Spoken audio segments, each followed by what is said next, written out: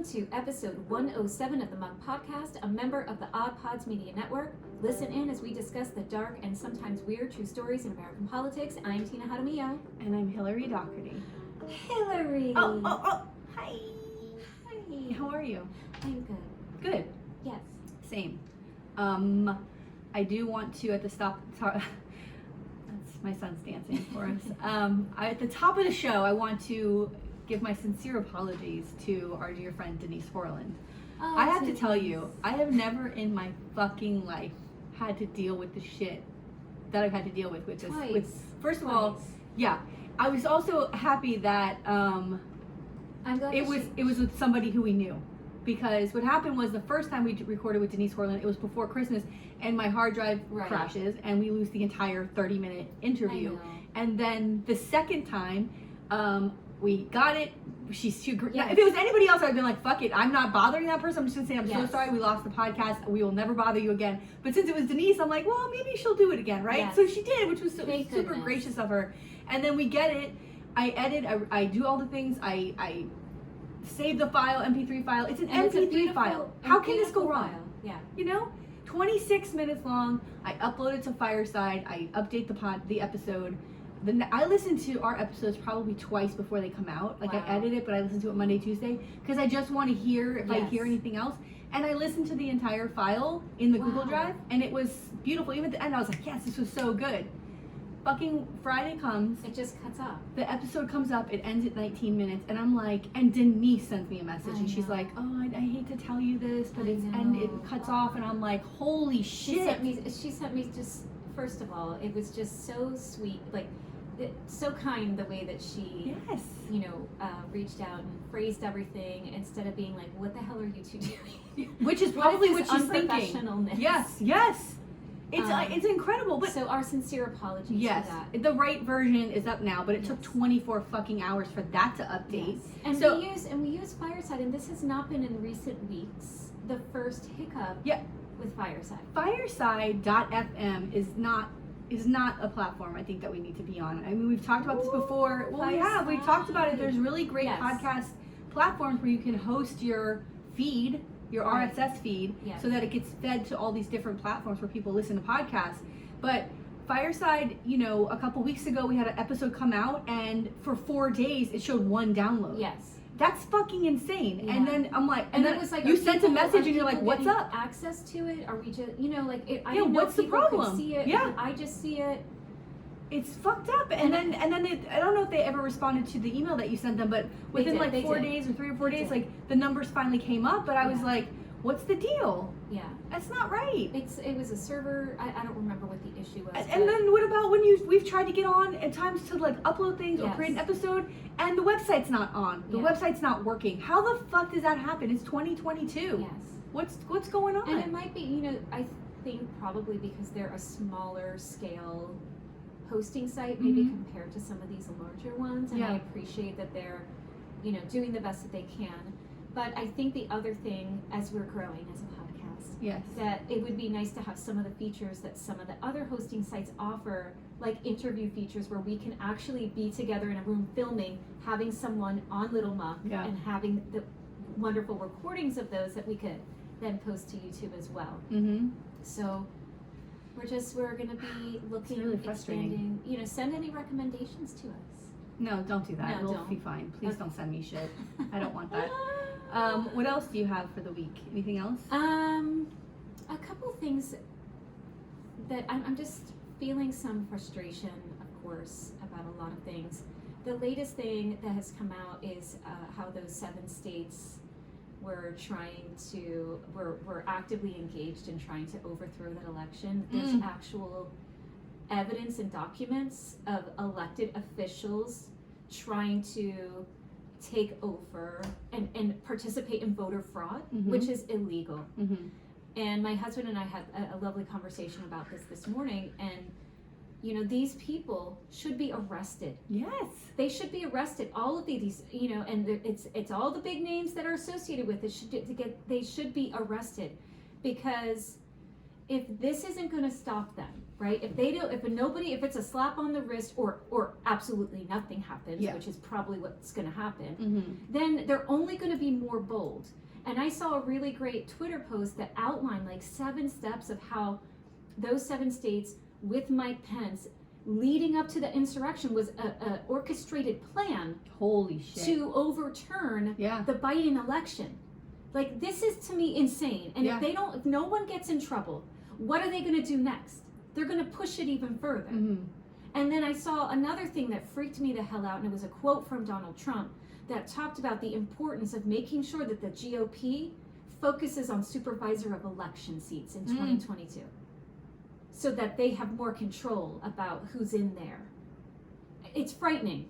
Well, that their sole purpose isn't just about getting someone in their party elected, but getting someone that they can manipulate so that they can participate in the voter fraud that they're screaming about for everybody else. Right. And then states like Texas, where they throw out mail-in ballots and say like they're not, that there's errors on them.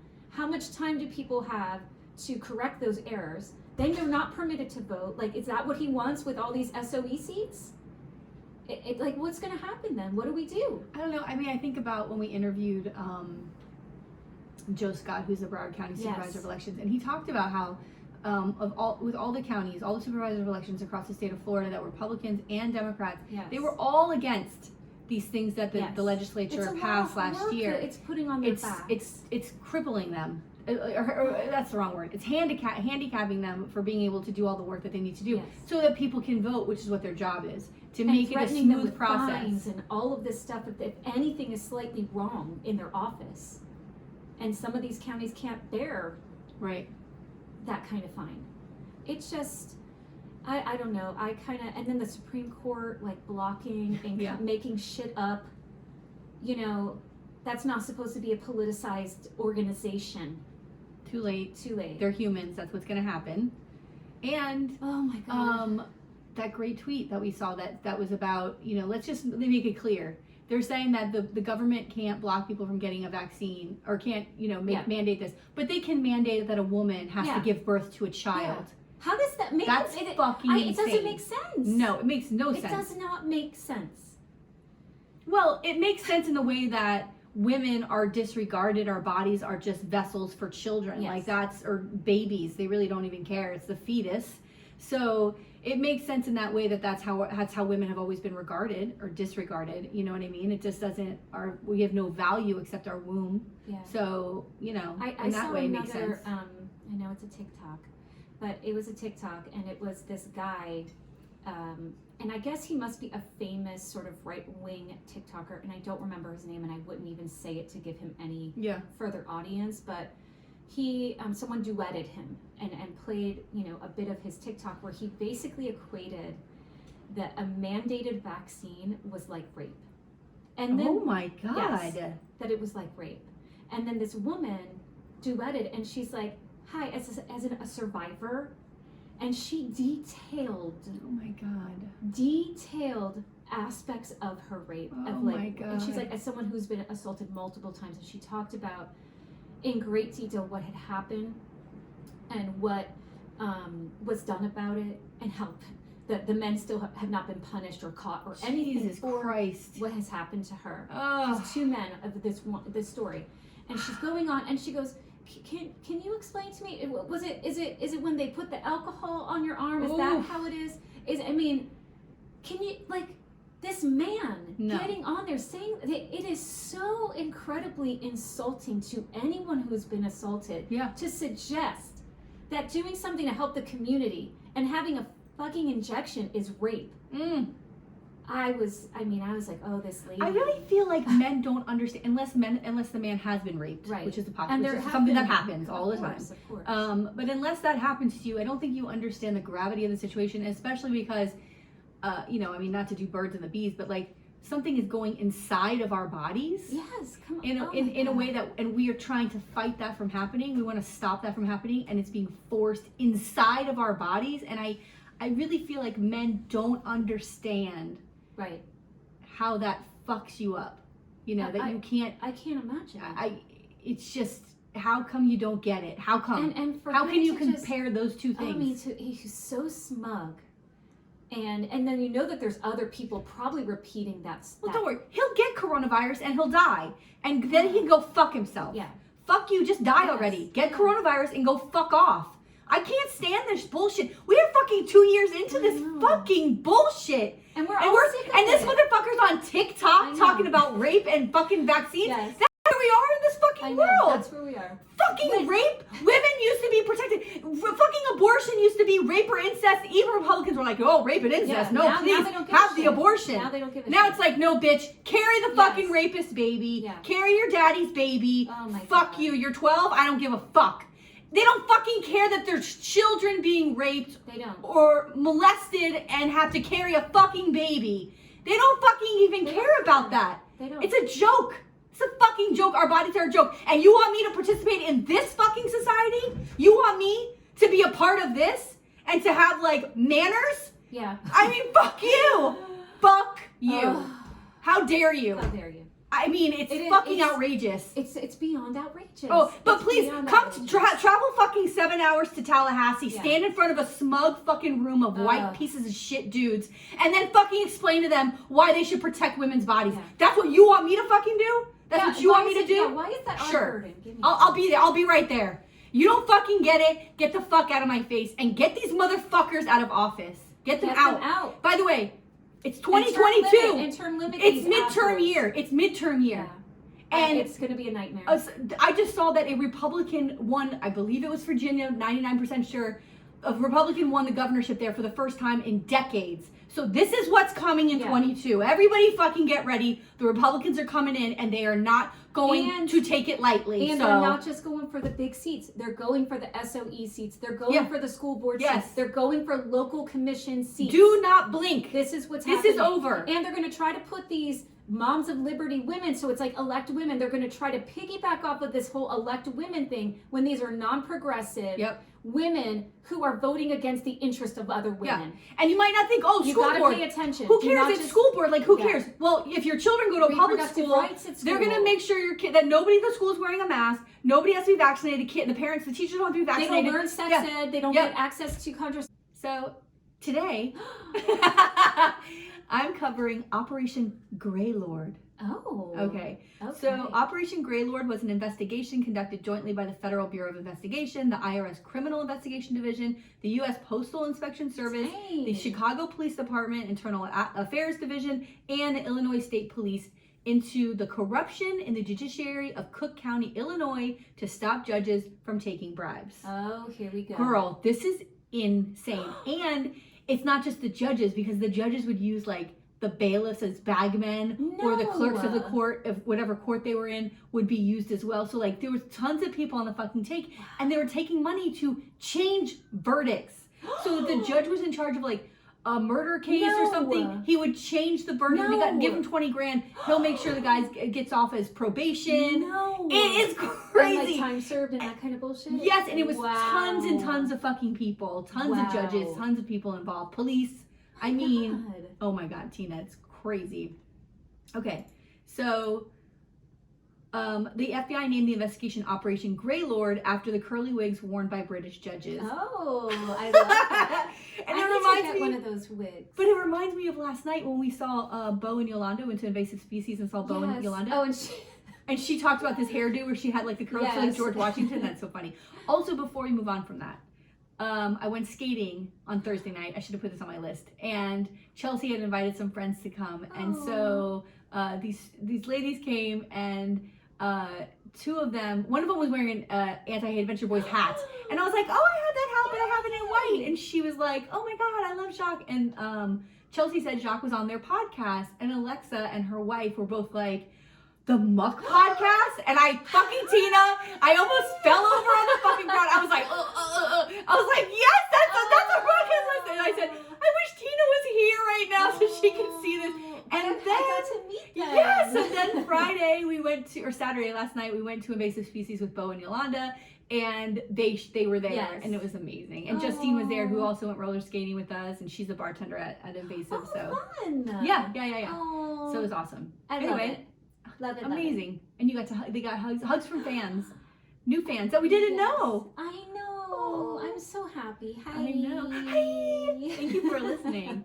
Okay, so back to this operation. So the 3.5-year undercover operation took place in the 1980s with the cooperation of some state and local law enforcement and judicial officials. Wow. Eventually, with trials extending 10 years after the end of the undercover phase, over 92 public officials were indicted, Holy shit. almost all in federal court, and most eventually were convicted either by guilty pleas or trials. Wow. Which is incredible, right? Yeah. The undercover phase included 2 local courts and 2 Illinois attorneys who agreed to operate undercover and were allowed to do so by senior Illinois judges, as well as numerous FBI agents cooperated with authorities, even though he knew his cooperation might endanger his career. And Judge Brockton Lockwood operated undercover in the Chicago Traffic Court.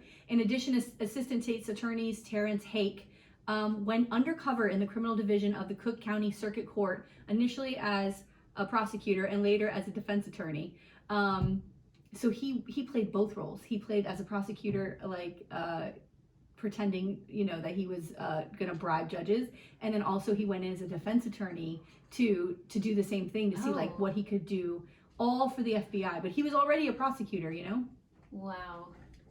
Okay, so key undercover agents and lawyers included David Grossman, David Reese, and Terrence Hake. As a Cook County prosecutor, Hake initially complained about the bribery and corruption in the murder and sexual assault preliminary hearing courtroom in Chicago. So the FBI and the United States Attorney's Office learned of this complaint and recruited him to pose as a corrupt prosecutor and later as a bribe-paying criminal defense attorney. Nice. So they, So he went in. This is someone who has a conscience, who's moral, who is seeing something wrong. Ooh. So he might be perfect to do this, right? And 6 IRS agents also played key roles in tracking the money flows, including David Carislo and Bill Thulin. So during the next decade, so it took 10 years to do this whole thing.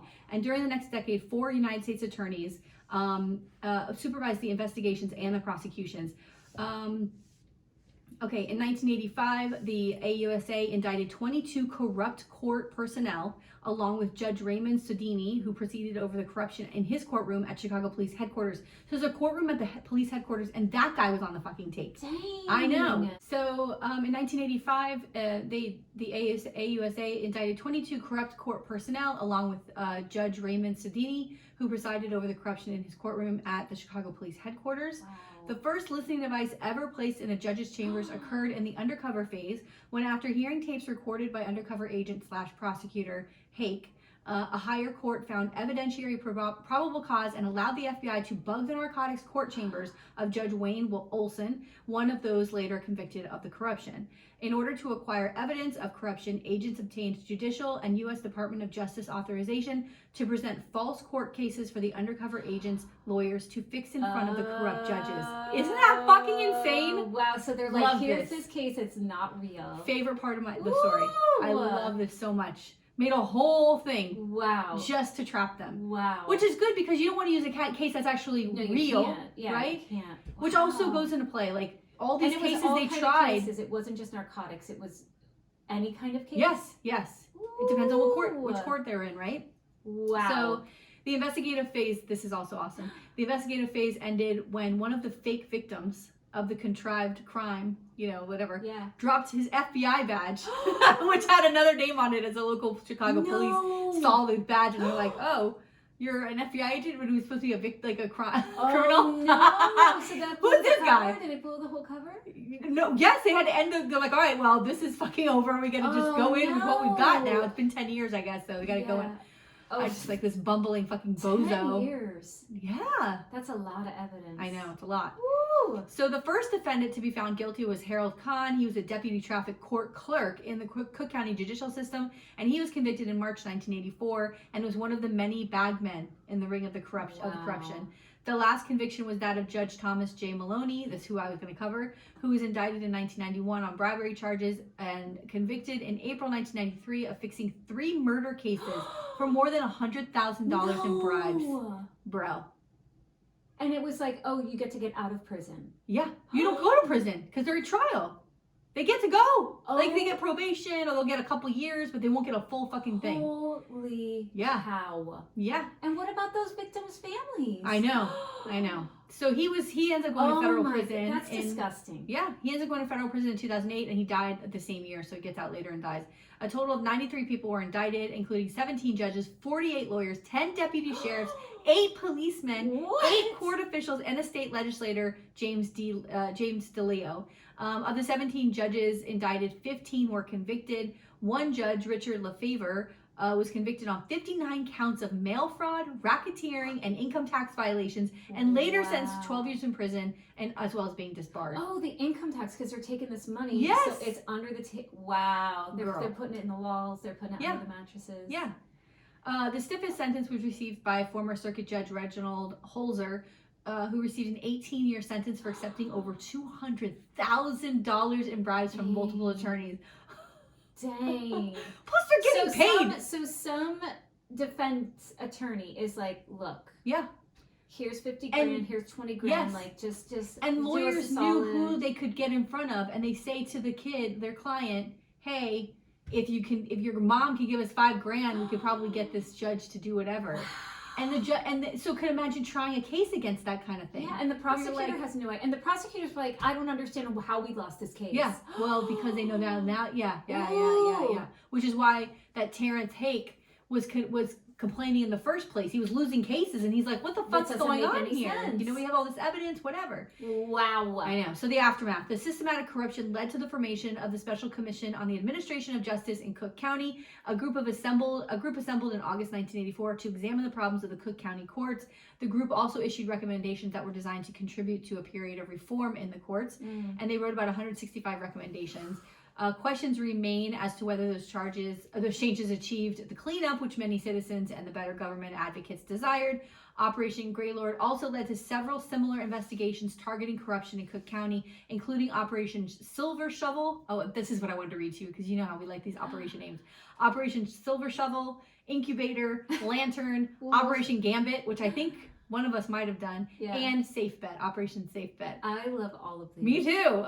Can my job just be to name these? Yes, you'd be so good at that. You'd be so good at it. Is there a little desk somewhere? I mean, there's so many corrupt things. Like, I'm sure, like, that's someone's job. Like, they just Yes.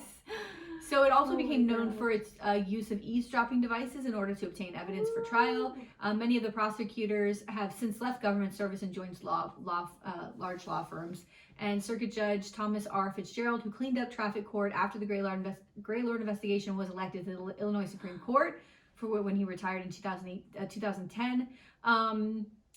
In 2009, an attorney from some of those convicted in the Greylord investigation requested that Governor Pat Quinn issue mass pardons, calling her clients rather than the taxpayers the real victims. But the governor did not grant that request before he was defeated for re-election in 2014.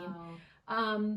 In 2010 and 2014, respectively, 2 attorneys disbarred for unethical conduct disclosed in the Greylord investigation sought to regain their respective law licenses but were denied, and another attorney withdrew a similar application in 2003.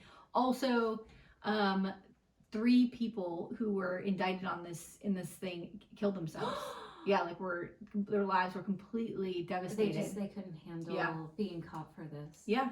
I mean, I wonder, this is a whole large scale thing with several people part of the chain of corruption here. But I mean, I have to wonder, just across America, how many people here and there, maybe they don't do it to the extent of this where it's, you know, on the regular take, but just every once in a while they do something like that, you know? Yeah, of course. Come on.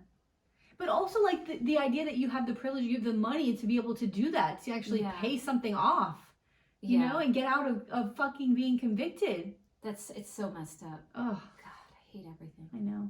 Today, I'm going to tell you the story of former Nevada Senator and State Controller, Kathy Augustine. Are you familiar with this? This is sounding familiar. Ooh. Comptroller of Nevada, yes. So Kathy Augustine served as Nevada State Senator from 1995 to 1999, and then went on to be the first female state controller.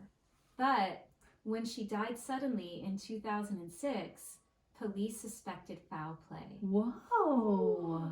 All right, so our story takes place in Reno, Nevada. P.S. Shout out to my family who lives there. My Aunt Jill, Uncle Doug, Melanie, Shannon. What's up? Now, Melanie, I don't know this exactly in Reno, but she is a fucking patron bitch. She comes, she listens to the podcast. What's up with that beautiful baby? She's the cutest baby I've ever seen in my fucking life. She's so cute. I love it. Shout out, Reno. Yes. No. P.S. Reno 911 is one of the greatest shows ever. I've been rewatching it on HBO Max. What? It's so. Have you ever seen it? I've never. It's a parody of Cops. Yeah, it's so I've good. Seen, like, it's so good. Some of them here and there. Oh, here and there. Tina, it's so funny. All right, so Kathy Augustine was born in 1956 and was 50 years old when she died under suspicious circumstances. And CBS News reported that Kathy got hooked on politics when she earned an internship in D.C. While she was in college. The worst kind of addiction. Yes. Nobody should be addicted to politics. It's terrible for you. And NBC News reported that she continued that passion throughout college and she studied political science. But after college, she sort of ended up kind of just doing regular work. Like, she didn't go into politics right away. And she worked for the airlines in scheduling. She was a flight attendant. And then she finally kind of enters politics. As far as her personal life, she was married twice. I could not find a lot of information about her first. She was married more than twice, but I couldn't find a lot of information about her first two marriages. And but I do know that she did have a daughter named Dallas, who was from her second marriage. Okay. So she kind of is, you know, a single mom. And while she, I believe it was while she was working as a flight attendant that she ends up meeting and marrying her third husband, who was Charles Augustine. And he was a pilot. He was 16 years her senior at the time. Okay. They were married for 17 years. Wow. Yes, before he died. However, Kathy did want to end that marriage. So they were married for 17 years. They were kind of going their separate ways. She was already entering, like, in the world of politics. I believe that she kind of started her political runs, like, at the early part of their marriage. And, you know, they were just kind of going in two different directions. But before they could get divorced, he ends up having a stroke. And for 5 weeks, you know, he's kind of debilitated from the stroke, and then he dies. So is this suspicious at all, or no? Well, some people later on kind of think Tell me something. later on. Tell me later on. Yeah. So he ends up dying, and Kathy surprises everyone when she ends up marrying her husband's critical care nurse, Chaz Higgs, 3 weeks later. So red fucking flag, bitch. Red flag. When I say something suspicious, that's so it. She's like, I want to kind of get out of this marriage. Then her husband has a stroke. Then there's this critical care nurse. They, like, I guess, are hot and heavy. It's like, but let this body cool a little bit before you get married. I mean, first of all, when you said, oh, she had a second marriage, I was like, well, now she's crazy. I can't even imagine getting ever married again. She's in a fourth marriage 3 weeks after somebody dies. Yes. Like, let your vagina take a breath, honey. Take a break. Take a break. Take a break. I mean, first of all, you don't have to get married. That's Why are true. you getting married? Oh, God. Maybe it's because she's a politician and she feels like she has to, you know. Yeah, but that's even a weird look. It's weird. It's a weird look. Someone says, I'm married, but by the way, it was 3 weeks after my last husband died. That's a red flag for a politician, even. I mean, that's weird for politics. That's weird. So she is, I'm so nervous about that. I keep looking at the I'm good. watch. I got it. I'm looking at it. All right. So as a politician, she didn't have the best reputation. She was tough, and she was a Republican. Okay. And NBC News reported that one reporter, Victoria Campbell, had this to say about Kathy. Kathy Augustine was ambitious and tenacious and driven. And CBS News reported that political analyst John Ralston had this to say, quote, I think people really, really despised Kathy Augustine because of the tactics she used. She really hit people below the belt, and she really used the most divisive wedge, personal, emotional, inflammatory issues to get ahead. So that was her reputation, like anything to get ahead. And she would throw her candidates under the bus or really try to paint them in the most negative light possible. Right. And well, it works. I mean, it works. And so in her early political campaign, you can kind of see what he's talking about. So in 1993, she serves one term. She wins and ends up serving one term in the Nevada Assembly. And to kind of illustrate what Ralston's characterization of her, he turns to that election to kind of show this example of her divisive behavior. So a lot of folks believe that she used her opponent's race to get ahead in the polls. So how did she do this? So when she was putting out like her campaign materials and flyers. Okay. She placed a picture of her opponent and placed it next to her own pictures on the flyers to be like, look, she's black, I'm white, kind of thing. And Ralston explained that the message she was sending was, you know, I'm the white woman running here, vote for me. And many people viewed this as racist. Yeah. Because when I get campaign flyers, if it's a negative, let's say someone's sending it that's negative about the other person, their picture's usually not on there at all. So have both this is a deliberate is side by side because she wants to kind of like, you know, signal who she is. Yeah. Dog whistle, right? Yeah. So after that, in 1994, she is elected to the Nevada State Senate. Damn. And in that election, like for the assembly seat, she used nasty flyers to take down her competitor. So this time, as reported by the Las Vegas Sun, Kathy put out ads that claimed her opponent, it was a woman, Lori Lippman, quote, actively opposes prayer and, quote, turns her back on our flag.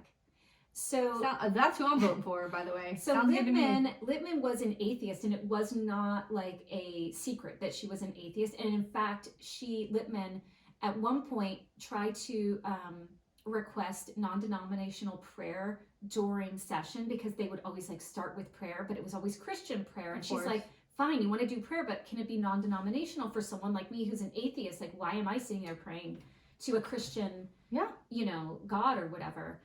But it didn't happen. So she used that, like, she opposes prayer as like a way to try to smear this woman and show that she's not moral or who knows what, and appeal probably to a larger Christian base of voters. And Augustine, you know, she wins that race and she serves as state senator until 1999. And then she ran and won that Nevada state controller's race. And basically that means she's the state treasurer. Right. So that's a huge fucking job. Huge job. Huge. So some other things that happened. Okay. In 2004, Kathy finds herself in trouble, and she was actually impeached and censured during her time in office as well. Okay. And it was about campaign violations. So she was accused and found guilty of having her staff work. It was a member of her staff, and it was a woman named Jennifer Normington. So during Normington's state time allotted work hours, Kathy's like, you're going to be working on my campaign, which you are not allowed to do. Yeah, we did this. Remember the judge? Remember the judge, the one who was judge here, sisters, and she had people in the office. That's a good fucking story. But yeah, you have to keep it separate. We the same. We've actually done this on the muck. Remember, we were emailing to try to get Val Demings on. You were emailing, and they're like, "This is great, but you need to email the campaign people because this is separate from our office, and like go do this over here." Wonderful. Of course, Val Demings does it right. On the up and up. Yes. So vote for Val Demings. So she had Normington do things like organize fundraisers, maintain donor lists, mail out requests for contributions, design invitations for events, things like that. And Kathy admitted to all of it. She's like, yes, this happened. So as a result, the state assembly impeaches Kathy for misusing her office and abusing public trust by the assembly, and she ends up being fined $15,000. She must have been a major pain in the ass there. Yes. They're like, oh great, this is the perfect, let's get her the fuck out of here. However, at the time, according to the Reno Gazette-Journal, GOP bigwigs actually wanted her to resign. Like, this was a time where maybe there was a bit of a moral conscience with the GOP, maybe. Not anymore, but they wanted her to, they're like, you got to get out, like, this is bad press for us. And she refused. So she gets impeached by the state assembly, and of course then it moves on to the state senate, and the senate votes to impeach. However, they only suspended her rather than remove her from office. Fuck? So she doesn't really lose her seat. Oh my god. And then they censure her. So it hasn't really done anything. I'm so fucking tired of like the House doing things and the Senate just go fuck yourself. It happens everywhere. It's really annoying. On the federal level. Voting Rights Act is not going to pass up here, by the way. It's not going to pass the Senate. Oh, give me a break. Oh, we're in trouble. We're in so much fucking trouble. This cinema, this cunt. Oh my god. This major cunt and mansions. Please get the fuck you. He's another fucking one. Gotta watch my language. Well, that's all right. I'll say it for both of us. Thank you. So, at the time, though, this was thought of as strange, right? Because she should have been removed from office, but she isn't. And despite all of that, Kathy Augustine decided to run for her state controller seat again in 2006. It's like, you've been censured, you have been, suspended and impeached, And they wanted to kind of even stop her from running again. They're like, you can't run, but she was running again. Jesus. Okay. Read the room, bitch. Nobody wants you here. So, but Kathy never makes it to election day. Oh, right. Okay, so please, I'm dying. I know. What the fuck happened? All right, so on July 8th, 2006, Kathy's husband, Chaz Higgs, rushes her to the hospital and told the staff that he believed Kathy was having a heart attack. Now, he worked in healthcare. Yes. Okay, so let's remember this. Yeah, he was critical care nurse. Okay. And he knew some of the nurses at the hospital because he worked as a critical care nurse. He was kind of connected to different hospitals, so he knew nurses there. Okay. And he also told the nurses, and this is according to some of the articles that I read, that Kathy may have been stressed out from her re-election campaign. No, he's got for all the state answers. Controller. He's got all the answers about what's happening with this woman. He can explain away everything, I guess. So 3 days later, Kathy dies. Jesus! Yeah. So she's like in a coma. So she goes in and she's in a coma. She's in her 50s, right? She's 50. Jesus. She's young. And from all accounts, like she's pretty active, like she's healthy, like, you know, there doesn't seem to be any history of heart issues or anything like that. Oh boy. So Tahoe Daily wrote that at first, doctors did believe it was a heart attack. And in fact, like doing research and going back to some of the early articles, it's like, you know, Kathy Augustine dies of heart attack. Like was some of the early releases. Right. That's how it came out. Right. But the autopsy didn't show anything. So if you die of a heart attack, your heart is going to indicate some damage on it to show that, yes, indeed, it was a heart attack. Right. And there's no evidence of that when they do the autopsy. Jesus. And according to the New York Times, a day after Kathy's death, a nurse anonymously calls and tips off the police and encourages them to take a look at Kathy's husband. Fucking A. Yes. Chaz Higgs. And she told police that Chaz. This is why you don't run 3 weeks later and get married. What are you doing? You fool! He's gonna kill you, What you are dummy! doing? You fucking dummy! What are you doing? And this is like 3 years after that. They weren't married that long. And he's like younger than her. He's like 8 years younger than her. Of course he is. Give me a break. So she told police that Chaz had made some incriminating statements. Oh, really? And to her directly. Did he ask her out? Is that maybe like over her coma body? How to get away with murder. What? Yes. And during trial, she testified that Chaz told her to, quote, get rid of somebody, quote. All you had to do was, quote, hit them with a little sucks because they can't trace it post-mortem. What's that? So she explained that sucks was short for, please forgive me, it's succinylchlonine, okay, which is a paralytic. And she's like, and all nurses know when someone says that, they know what that abbreviation means. And that's what he said to her. And that's insane. Yes. And then 2 days after that, Kathy's husband, Chaz, attempts suicide. Yes. So according to the New York Times, he claimed that he believed that he was cleared of all suspicion and he just wanted to join his wife. You're guilty. Yeah. Guilty. Yeah. Everything's closing in on you. Give me a break. So CBS News reported that he said, quote, I actually did it over and over because I wanted to make sure. I laid down and said, good, now I can be with my wife. And that was the last thing I remember. No. That's a guilty conscience. Yes. You're afraid of going to jail. Yeah. So he never confesses to the crime. Right. In fact, after his suicide attempt, when asked if he murdered his wife, he said, quote, no, I wouldn't kill anyone. It's just not in my nature. I wouldn't do that. And he even tried to claim that Kathy may have had political enemies who wanted her dead. Witch hunt. The fucking guy who's suspicious, first thing he's going to say is it's a witch hunt. But CBS News reported that Dave Jenkins, Reno detective, did not believe that and acknowledged that Kathy had no political enemies, that she may have had political enemies, but still maintained that Chaz Higgins was responsible. Come on. And the Las Vegas Review-Journal noted that prosecutors believes that Higgs used that sucks to murder her. And this is the drug, it paralyzes you. So you get injected, and they use it sort of right before surgery so that like people aren't moving around and it helps them. But it shuts down everything. So, but you're still... Oh no! You're still conscious. Oh my god! But your whole body, you can't move. So she's like paralyzed. And it suppresses, but it paralyzes everything, your lungs, everything. You can't breathe. Oh my god! Yeah. Can you imagine? Oh my God. It's like, yeah, maybe this lady was not the best political candidate. No, but come on. Nobody's going to advocate for that. Come on. I was like, holy crap. Well, I mean, there's a couple people I wouldn't mind getting a little sucks. Damn. And I've listened to like other like true crime podcasts where this drug has been used, and that to me is the most frightening part, that someone is aware of what's happening like you around can them, look that this is happening. Yes. And they can't say anything, and they can't do anything, and they're dying. Oh my God. Oh my, it's so Dude. scary. It's like you're caught. Oh my God, no. So nurses at the trial testified, according to the Las Vegas Review-Journal, that Higgs wasn't that into his wife anymore. And they said that he would complain about her all the time, and that he even started flirting with another hospital worker. So he's just like, but it's like just divorce. Like, if you're not into her, why go to why do this?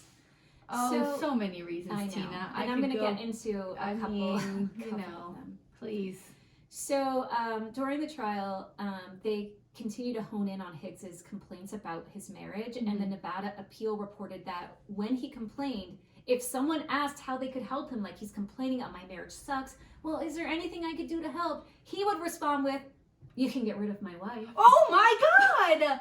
Guilty! What the motherfucker is guilty? Yeah, this is the other thing. Why are you talking so much? Yeah. If he would have kept his mouth that's shut. right. That's they right. thought it was a heart attack. I was thinking the same thing. I was thinking that. Keep your mouth shut. I was thinking the same thing. What are you doing? If you're gonna plan on killing her, then you should be like, I love my wife. She's my God. Because now everybody you said that to is like, damn, he really was unhappy. Yes. Which just sounds like a ton of fucking people. Ooh, too many people.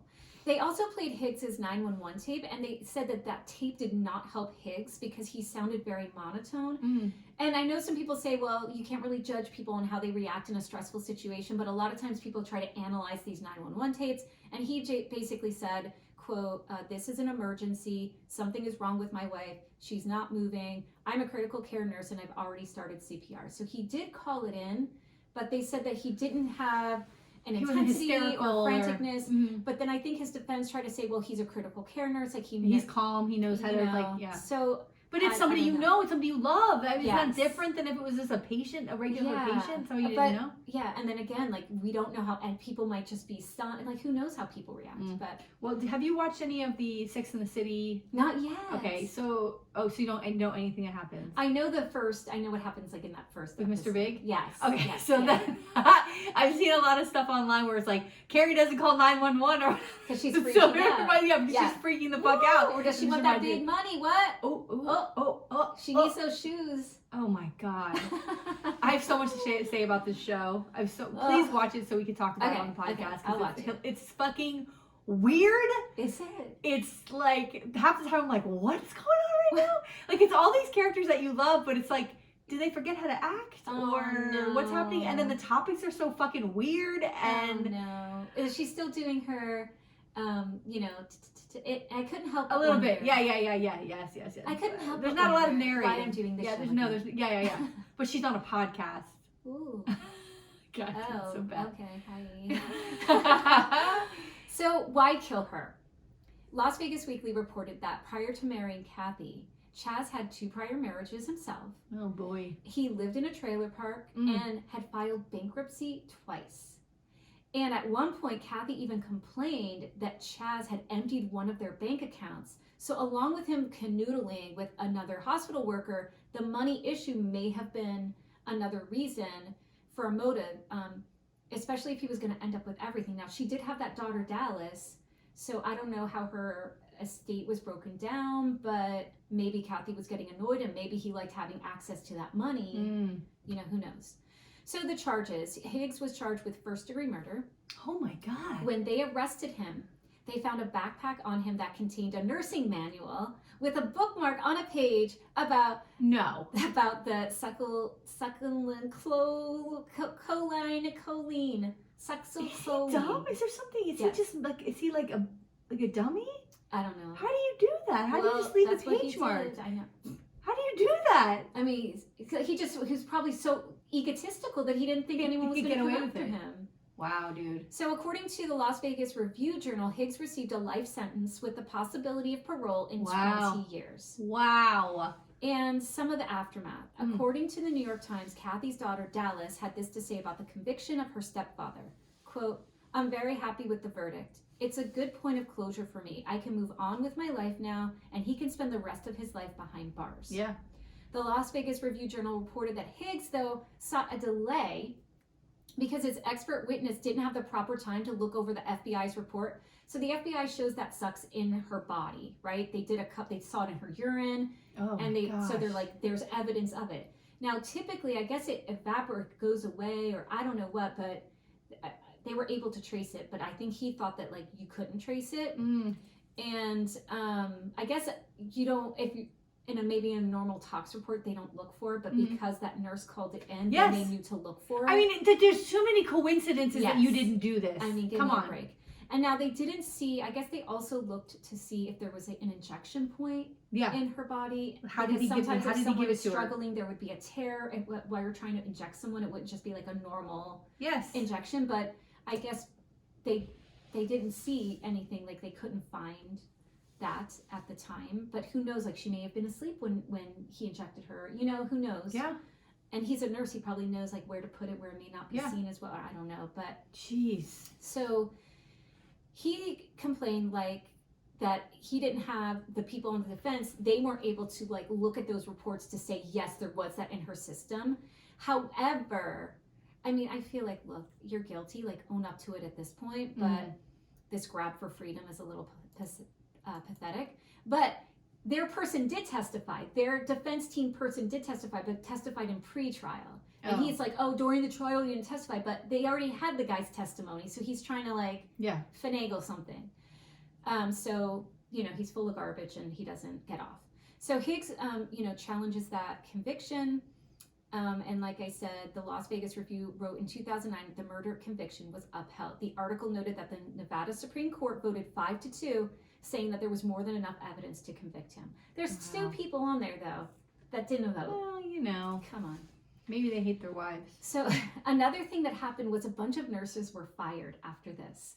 22 employees were let go for actions that occurred after Kathy's death.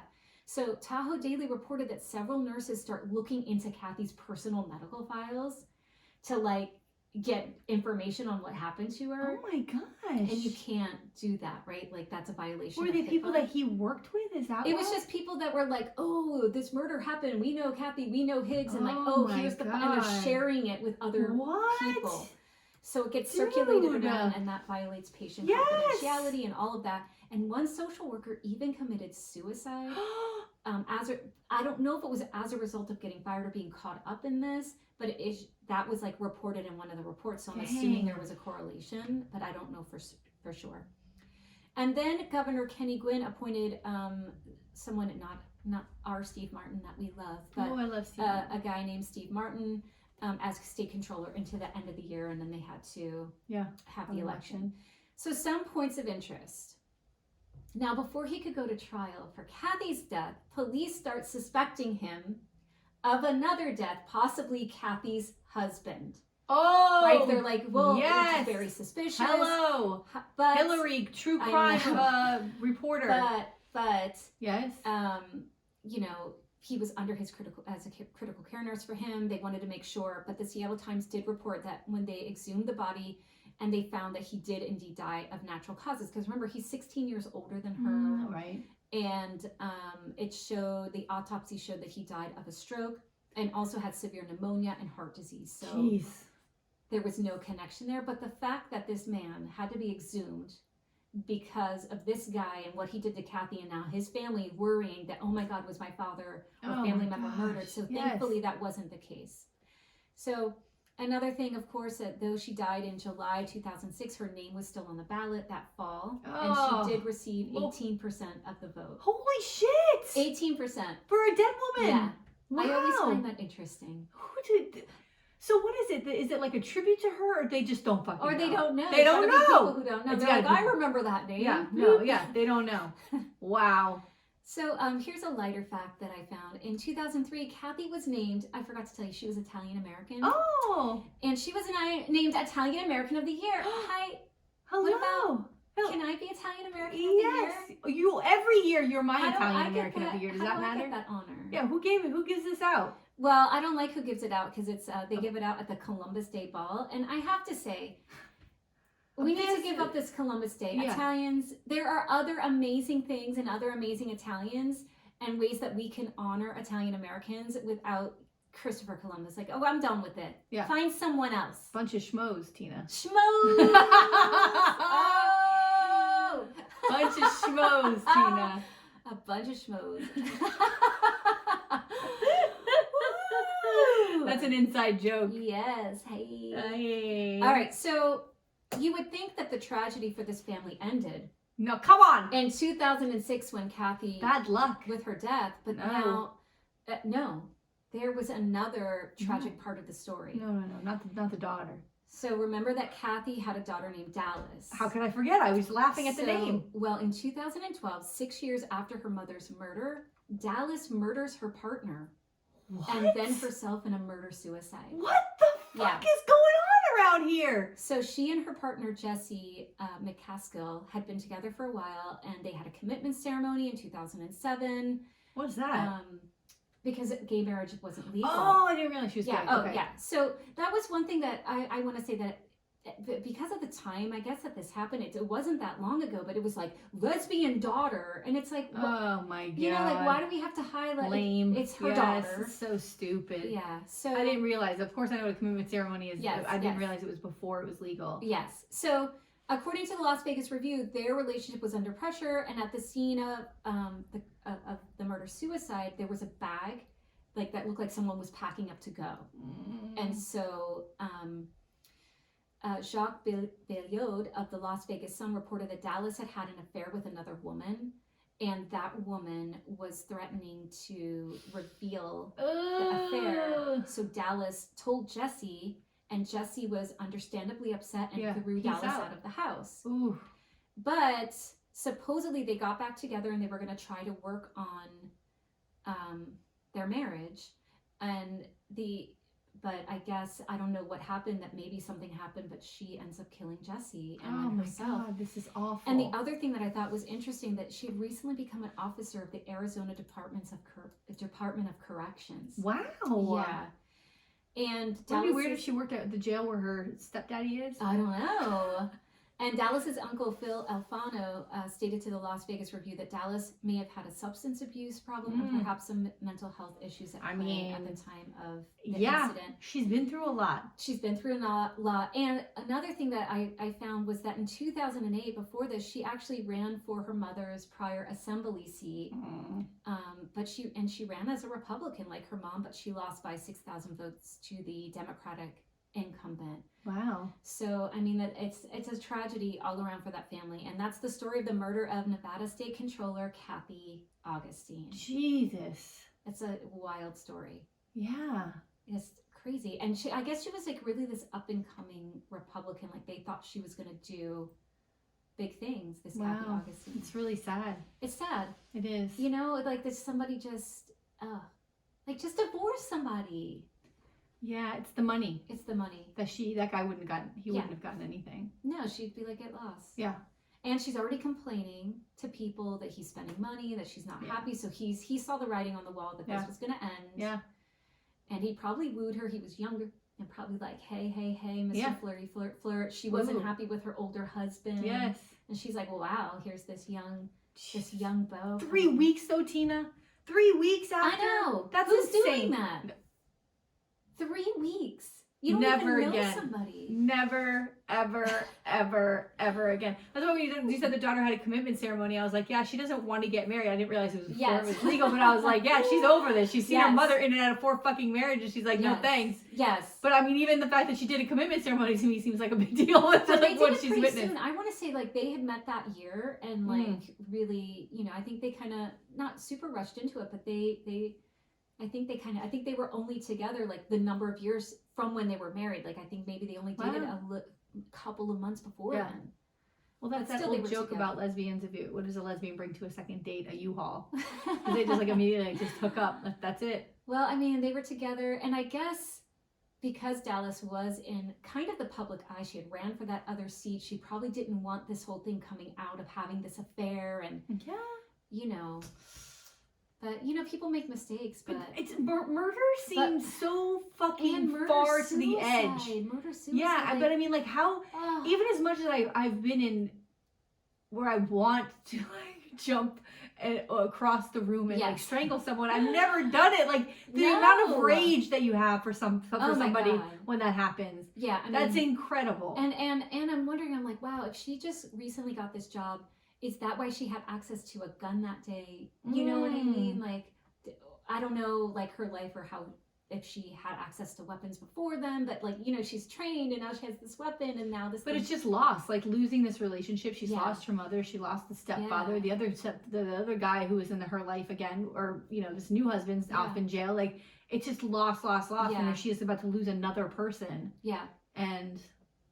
Yeah, because she considered, I think, the Charles Augustine, the one that was with her mom, that they were together for 17 years, as like her dad, even though it wasn't her dad. Yeah, but it's a long time for someone to be. So she kind of, so he dies, then her mom dies a few years later. It's a lot. Yeah. And if she is dealing with substance abuse and mental health issues, it's just sad. I read that and I was like, you gotta be kidding me, this poor family. Jeez, it's a lot. Poor family. A lot of tragedy. Yeah, but that was my story for the week. That's enough. Ooh. Yeah, that's enough. Oh, it's heavy. It's a heavy one. And did it record the whole time? It's recording still. Hi, you two. We found a way to record and we love you. Oh, I don't know if I'm at love yet with YouTube. Yeah, no, we hate you. A little bit. Yeah, it's a love-hate relationship, YouTube. Yeah. I want to get to the point where we have enough money to just throw money at it. Yes. Oh, we need to pay someone to be here every week with a good camera who's going to film it and edit it and put it up for YouTube for us. If we get enough subscribers to YouTube, we can monetize. Hi. Hello. Patreon.com/themuckpodcast. Join us so we don't have to worry about this. Poor Tina's in there trying to fucking edit videos on her phone and like upload shit. Fuck this. It's too much work. But we love it. We do? I mean, we love the podcast. This is starting to become an issue for me. Yes. But I think it's going to iron itself out. Now that we've restarted, who knew a restart could on just the phone. Yeah, we go 40 minutes now. I feel like I don't even want to brag too much because something might happen. Yes. But that's it. Yeah. So I wanted to tell you, I forgot. I want to say hi to my friend April, who listens to the podcast, who she sent me an idea. She's like, this one might be good for the month. I got to see her today. I haven't seen her in a few years. We've been friends since I was a child. Amazing. And she's like my sister, and I love her. And it was so wonderful to just see and hang out with her. And she's like, I'm not real tech savvy. How do I find Patreon? And I was like, no, I don't want you to feel obligated. She's like, no, I want to help. And so I need to learn how to just accept that. But that's very hard.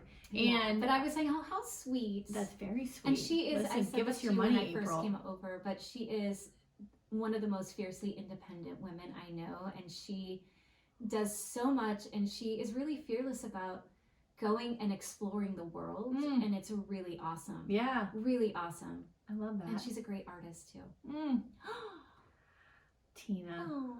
I know. Anyway, I was happy to see her. It was nice. It's nice to see people. I went to dinner with one of my best friends on Friday night, and it was amazing. We got to catch up and talk about our kids and work and everything that's going on, and we laughed really, really, really fucking hard. And you know how my laugh is, so it was like, thank God we're outside because I would have broke the windows in this fucking place.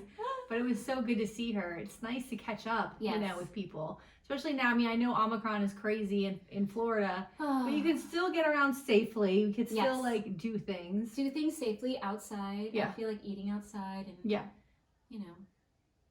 We can only do our best. Get that triple boost. Yes. Girl. Fuck it. Yeah. All right, Schmo. Bye, Schmo. Bye, Schmo. See you next week. Bye. Bye.